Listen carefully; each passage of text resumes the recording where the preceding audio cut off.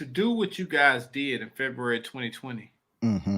First of all, I'm gonna give you a couple things, Coach. I don't know if you thought about it or not. Number one, God was with us because COVID ain't canceled that damn tournament. Right. Number two, Definitely. Coach. Number two, y'all was down by 11 with what 45 seconds left. No, down by 11 with 3:45.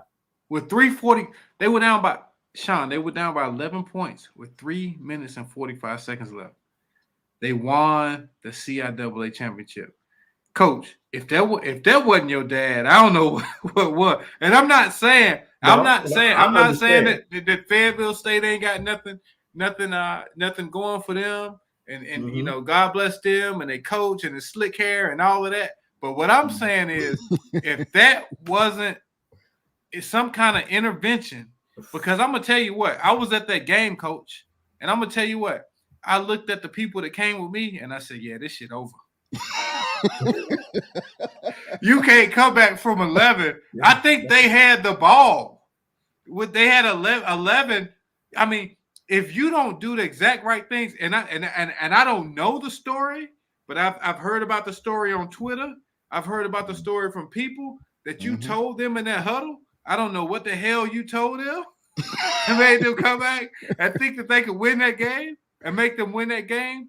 But Coach, that is one of the best comebacks, not in CIAA history, not in Division II history, not in Division I history, but in basketball history. I don't care if you had Kobe, Jordan, Shaq, Tim Duncan, and damn Sean Kemp. They might not could have pulled that off. Because all you got to do is hold the damn ball. Yeah. Yeah. No, y'all put Coach, what did you Coach? Let me ask you a question, Coach. What did you tell those boys in the huddle? I was about to ask them the same thing. You had your jacket off. You had your red tie. What you tell them, Coach? There's a backstory to that I can't say on air. Okay. But let's say this: I knew we were going to win the game, so I was calm. I was a little confused because I had seen that CIAA. No, I didn't see the CIAA championship. I saw a championship that I was going to win when I was out of coaching in 2016. It was a dream that I kept having. It was like over and over and over.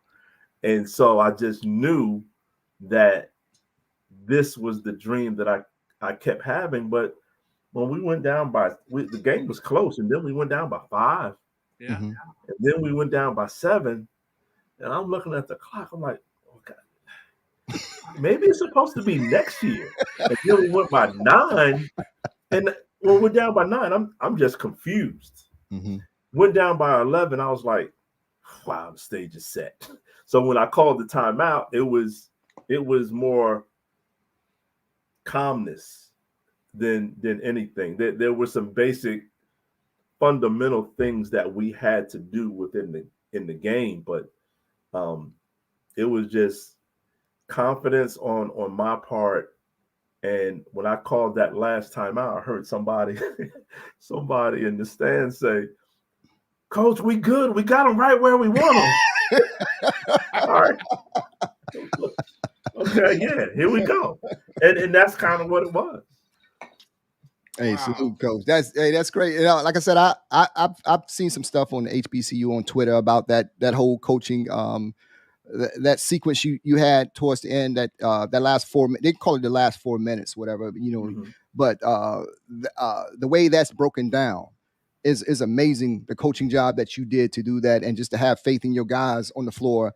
And like I said, you know, I know one day I would love to hear a story about what happened in that huddle. But at the end of the day, the result speaks for themselves. Salute to you, Coach, for that coming back and winning that with that much time left, man. Salute, Thank man. you.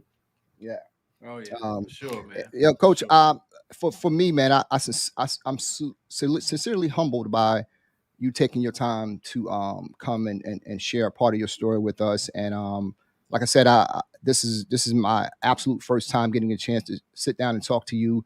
But again, the dissertation I went through with Sai when I first heard about you, is absolutely phenomenal, man. And I'm not lost for words. Just how impressed I am with you, and just having you come on and spending your Sunday afternoon with us, man. Thank you so much. I appreciate that, bro. No, so it's my pleasure, man. It's my pleasure meeting you as well. And as for Chris, man, I still owe Chris from Sprint phones back in yeah, you do, Coach. 2001, man. I still owe him for that, man. But no, hey, my pleasure, man. When Chris told me he was doing it, and I saw a little bit on Facebook about him having a podcast, and I was like, oh, okay, Chris is branching off. And then when he called me, it was a no-brainer. Thank you, man. It was a no-brainer for me. Hey, Coach, I'm a be in Baltimore in February, March, whenever it is, for the CIAA tournament. Okay. But I want to go ahead and lock you in for that championship after championship session right now, because we know y'all gonna bring one home. Let's go ahead. We're gonna have you on right after the championship. Pour the Gatorade and everything. Pour the Gatorade on me and everything. Hey, Coach, I'm gonna tell you something, man. I'm serious about it. It needs to be a documentary on you, man.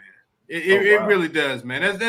It's deeper than a lot of people think. Yes. You know what I'm saying? I mean, you, your dad, Earl the Pearl Monroe, you back at Winston-Salem State, man. That's some real godly intervention type stuff, man. And the way you guys won that championship, the way you coach, the way you care about these kids, it needs to be something. I sincerely hope Winston isn't taking you for granted.